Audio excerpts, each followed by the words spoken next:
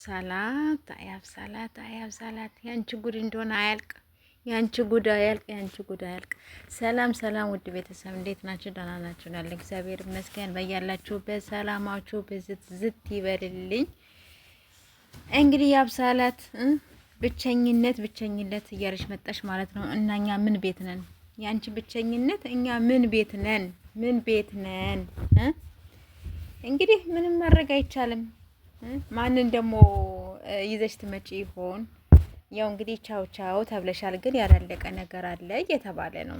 እሱንም ደግሞ ፈጣሪ አምላክ ይወቀው። እስኪ ድጋሚ መለሳለሁ ብለሽ እንዳታስቢ፣ አደራሽንን።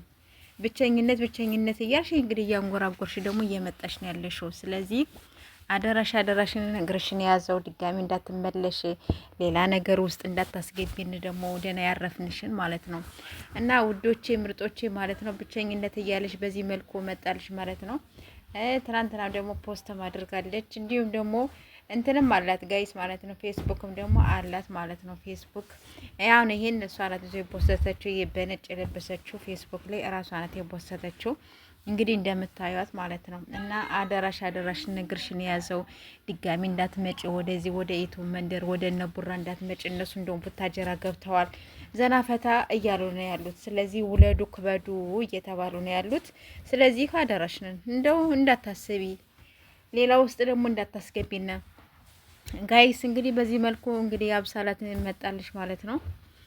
እንግዲህ እንደምታዩት ትናንትና ስቶሪ ላይ ፖስት ዝም ብላ እንደዚህ ፎቶ ነገር ፖስት አድርጋለች። ሌላ ነገር ምንም አልፖስተችም፣ ግን እዛ ላይ ፌስቡክ ላይ ብቸኝነት እያለች መጣለች። ጉድ